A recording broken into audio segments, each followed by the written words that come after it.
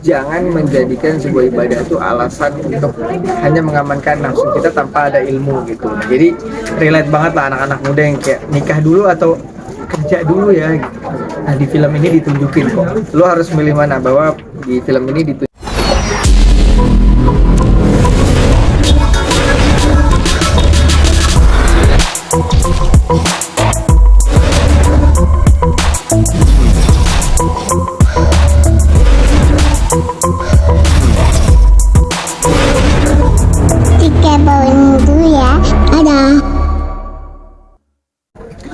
iya, jadi gue pengen banget bikin film yang anti mainstream lah di perfilman kita, karena gue lihat aduh horor udah terlalu ini ya, kita udah terlalu banyak disuguhin dengan horor-horor yang gak masuk akal gitu, dan kita nggak bisa ngebodohin diri kita sendiri. Pada akhirnya kita butuh cerita yang realistis, yang relate ya, dengan bukti beberapa film belakangan ini yang relate justru naik gitu ya kan. Nah, gue akhirnya pengen bikin film, sebenarnya juga awalnya nggak sengaja, tapi karena gue pikir wah di sini gue bisa ngasih tontonan buat anak-anak muda. Coba siapa lagi coba yang bisa mewakili rasanya anak muda gitu, kecuali anak muda sendiri ya kan. Ya udah, selama ini kita dipaksa nonton film-film produser-produser yang udah umurnya di atas kita gitu ya, mau nggak mau kita ya udah gitu ngikutin. Tapi ini gue pengen, gue juga sebagai penikmat film, tapi gue juga sebagai pembuat, jadi gue pastinya buat film yang dinikmati sama anak-anak seumuran gue. Jadi gue tau lah apa yang dipengenin sama anak seumuran gue. Nah, tapi gue juga nggak lupa untuk bikin film itu mencerdaskan lah. Filmnya itu nggak nyeramahin tapi bikin lu cerdas gitu. Lu nonton hiburan yang cerdas kayak Korea gitu kan. Korea tuh kan sebenarnya entertaining, hiburannya tebel gitu, tapi juga pesannya tebel juga gitu. Orang-orang nggak nyadar itu. Nah, cerita awalnya adalah ketika pandemi gue itu nggak tahu mau ngapain. Teman-teman mungkin banyak yang ada yang staycation lah, ada yang ngajak wah macem-macem hal, ada yang ngajak banyak yang ngajak hal negatif. Tapi gue pikir, aduh, gue kayaknya harus punya kesibukan nih biar nggak terjerumus ke hal-hal yang nggak baik buat karir gue ke depan gitu, dan buat diri gue. Akhirnya gue waktu itu ada sedikit tabungan lah, selesai sinetron tuh pas pandemi, gue pengen bikin film YouTube aja. Ternyata pada saat itu Aisyah gue viral, pengusaha-pengusaha banyak yang manggil dan mereka nanya, kamu pengen bikin karya apa lagi? Bilang gue belum tahu gitu. Sampai akhirnya gue coba aja nyeplos, keren kali ya kalau bikin film gitu. Ya udah Syakir bikin, wah akhirnya ada yang support tuh pengusaha buat bikin film. Wah Syakir bilang ini tanggung jawab yang sebuah kehormatan luar biasa kan. Syakir Syakir juga nggak langsung sembarangan. Syakir datang ke senior dari Miswar, tanya gimana caranya, sampai akhirnya udah belajar. Tadinya mau tayang di YouTube aja, ternyata dibeli sama OTT lah, dibeli 2 kali lipat dari harga produksi. Oh ya udah, film pertama untung tuh. Nah ternyata itu viewersnya 1 juta penonton lebih. Aku bukan jodohnya di mainstream, ya kan? Akhirnya ya udah kata Ikir, bikin lagi deh, lu bikin aja. Nanti kalau lu tenang aja, pasti kita yang beli, kita yang ngamanin gitu. Jadi gue bersyukur kan, gue bikin film bukan coba-coba, bukan gambling, tapi memang karena udah ada untung yang pasti. Ya udah, gue tinggal fokus ke konten gimana gue bisa hibur anak muda dengan cerdas. Urusan bisnisnya udah rapih. Jadi menurut gue cerita Imam Tanpa Makmum ini akan relate nih sama anak muda zaman sekarang? Nah inilah sebenarnya gue bikin Imam Tanpa Makmum nih relate banget, terutama di Indonesia. Ini tuh sebenarnya gue angkat dari isu yang paling hangat di Indonesia tentang nikah muda. Berapa banyak anak-anak muda kita sedikit kenal agama, langsung pengennya nikah, pengennya hijrah, seolah-olah menghindari sebuah dosa atau menghindari zina tuh cuma dengan nikah. Padahal ya kalau lu mau sama sekali gak punya dosa, ya berarti kita kan mati aja gitu. Orang hidup pasti punya dosa. Jadi jangan menjadikan sebuah ibadah itu alasan untuk hanya mengamankan nafsu kita tanpa ada ilmu gitu. Nah, jadi relate banget lah anak-anak muda yang kayak nikah dulu atau kerja dulu ya gitu. Nah di film ini ditunjukin kok lo harus milih mana, bahwa di film ini ditunjukin gimana karakter ini dia tetap mau matang dulu baru nikah, bukan nikah terus ntar matangnya belakangan. Kalau matang kalau gosong ya. Tuh, jadi emang relate banget buat anak-anak muda di Indonesia yang dikit-dikit pengennya biar halal nikah, dikit-dikit pengennya biar halal nikah, kayak seolah-olah nikah tuh cuma buat ngehalalin nafsu mereka aja. Padahal pernikahan itu harus ada imam dan makmum. Itu berarti benang merah di film ini. Itu benang merah di film ini. Lu jadi lawan main Raisa sama Foni itu seperti apa? Dan kenapa memilih mereka buat jadi lawan main lu? Gue memang pilih dua hal yang sangat kontras lah, ibarat kata. Jadi ada Fonzi, Fonzi ya? Ada Fonzi. Jadi Fonzi ini satu, gue kemarin nyari artis cewek siapa yang punya looks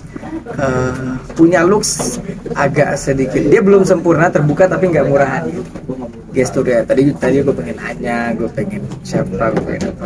Akhirnya ketika gue lihat Fonzi, lewat lagi nih. Gue bilang lewat lagi, kalau sampai 3 kali udah lewat nih di FYP gue bakal kontak dia. Kalau dia mau main film atau gue kontak Fonzi, kebetulan temennya teman gue, dan dia bilang mau. Tapi gue bilang, Fonzi, kamu pertama kali di sini main film, dan aku nggak mau kamu langsung main, tapi aku minta waktu kamu minimal sebulan atau 14 hari untuk coaching acting di sini, karena aku nggak mau main-main kan kualitasnya. Ya sudah, akhirnya Fonzi ketemu memang, dan followers dia juga oke, dan dia juga akhirnya bisa acting dengan baik.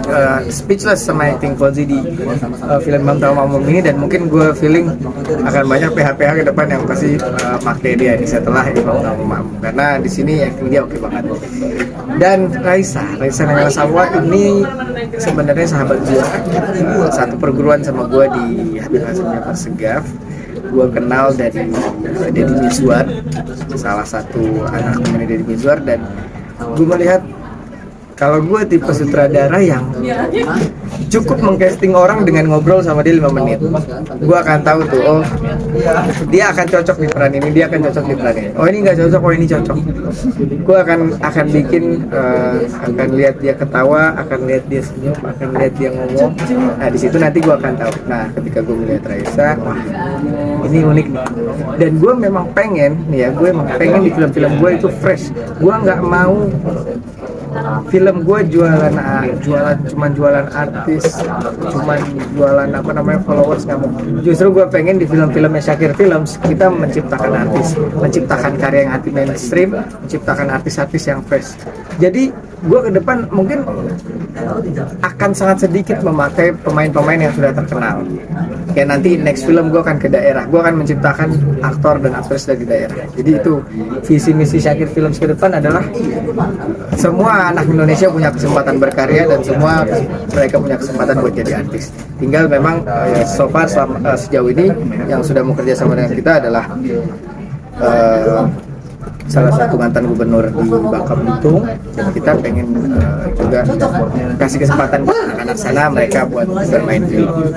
Bangun chemistry sama mereka susah nggak? Karena kan ini baru ya di film dua-duanya.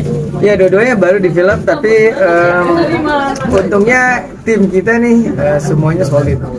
Jadi dan yang tadi gue bilang, mereka nggak kayak sinetron langsung besok syuting, nggak, tapi memang sebulan gue duduk sama mereka, ngobrol sama mereka, gue cari tahu tentang hidupnya apa, sehingga ketika ada sebuah emosi yang gue butuhkan, gue tahu emosi memori yang mana yang harus gue kawinkan dengan Andika gitu. Jadi memang sebelumnya chemistry-nya ngobrol-ngobrol terus. Kira ini kan ngedirect di layar lebar gitu kira. Ada perbedaan nggak sih kira sama proyek-proyek sebelumnya gitu dalam mendirect gitu? Ini mungkin baru gue buka ya. Gue berapa kali hampir pengen pamit gue dari dunia entertain ini gitu, karena proses pembuatan film ini, bahkan sampai gue kena lambung, sampai mah. Bayangin kita mikirin 200 kepala kru, belum berapa pihak yang harus kita ini, dan gak semua setuju ya kan. Belum kemarin dihantam ujian, dihantam laporan segala macam. Sempat gue kayak pengen adalah gue menghilang aja dari semua ini. Tapi ternyata disitulah benar tadi kata penulis gue, bahwa jangan-jangan ketidaksempurnaan itu adalah justru kesempurnaannya. Akhirnya gue berpikir, gue kenapa sih selalu mendapatkan masalah sebelum memulai hal yang baru? Ternyata dari masalah itulah gue bisa belajar hal-hal yang baru. Akhirnya ya udah, sekarang gue paham semua sampai kulit-kulitnya di dalam dunia perfilman. Cuman gue nggak mau berhenti belajar, pengen terus belajar juga. Jadi intinya susah banget lah kalau dibilang titik tersusah dalam hidup gue kemarin. Bahkan kemarin tuh ya kan, kita harus produksi. Ini produksi total sekitar 8 M, sekitar 8 M. Dan itu masih kurang 5 M. Bayangin, siapa yang gimana umur 21 tahun nyari 5 M itu gimana? Akhirnya guru gua bahasa dia Segaf bantuin ngeluarin 5 miliar. Nah, 3 miliar itu dari namanya eksekutif produser yang lain, ada Bila, ada Ardi. Nah, jadi bisa gua nggak duga-duga juga gitu.